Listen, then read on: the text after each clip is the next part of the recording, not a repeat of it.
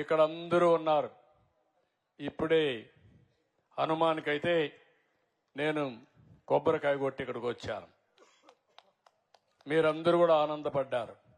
ఎందుకంటే మా ఊర్లో హనుమంతుడి గారికి హనుమాన్కైతే కొబ్బరికాయ కొట్టారని.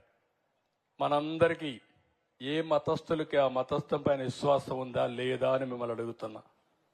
ఉందా లేదా? ఉందంటే చేలు పైకెత్తండి. ముస్లింల మతం పైన అభిమానం ఉంది, ఒక పద్ధతులు ఉన్నాయి.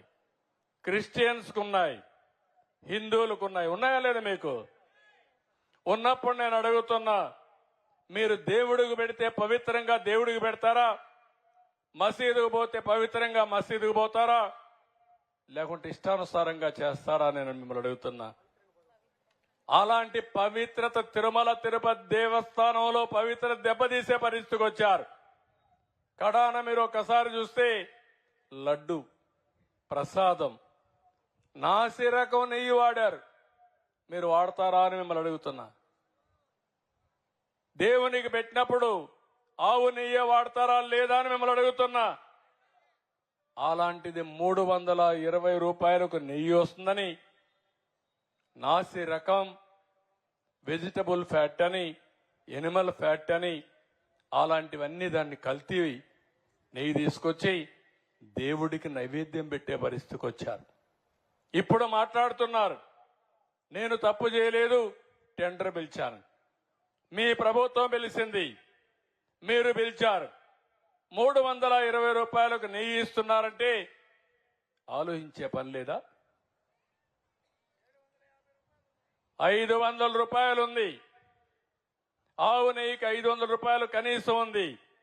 అలాంటిది 320 రూపాయలు పేరు పెట్టి ఏదైతే కల్తీ నెయ్యని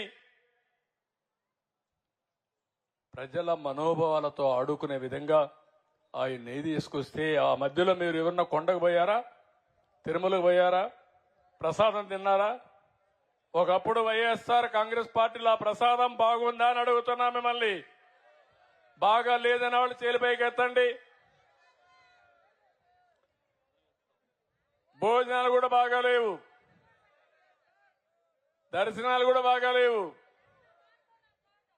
కొండకు పోవడం మానేశారు. ఏం తల్లి, ఇప్పుడు పోయి చూడు. కొత్తగా నేను ముఖ్యమంత్రి అవుతానే మొదటి రోజునే ఒక ఆఫీసర్ని వేశాను, శ్యామలరావు గారిని. ఒకే మాట చెప్పి పంపించాను.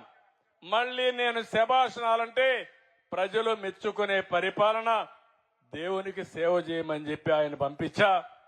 ఈ రోజు నెయ్యి అంతా కూడా మార్చాడు. ఏదైతే కర్ణాటక ఫెడరేషన్ నందిని ఉందో ఆ నందిని నెయ్యి కొన్నాడు. ఇప్పుడు ప్రసాదం తిన్నారా అని మిమ్మల్ని అడుగుతున్నా. తిన్నారా ప్రసాదం? అప్పటికిప్పుడు బాగుందా లేదా అని అడుగుతున్నా మిమ్మల్ని. బాగుందంటే చేలిపైకెత్తండి.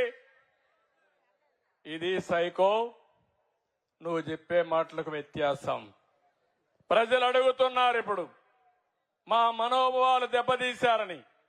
మనోభావాలు దెబ్బతీసినప్పుడు నాసిరకం నెయ్యి తీసుకొచ్చి, కల్తీ నెయ్యి తీసుకొచ్చి ఇష్టానుసారంగా చేసి క్షమించడాన్ని నేరం చేస్తే వదిలిపెట్టాలని మిమ్మల్ని అడుగుతున్నా. వదిలిపెట్టమంటారని మిమ్మల్ని అడుగుతున్నా. నంగనాచిగా మాట్లాడుతున్నారు. ఇక్కడే ఉన్నాడు మీ జిల్లాలో ఒక ఆయన చైర్మన్.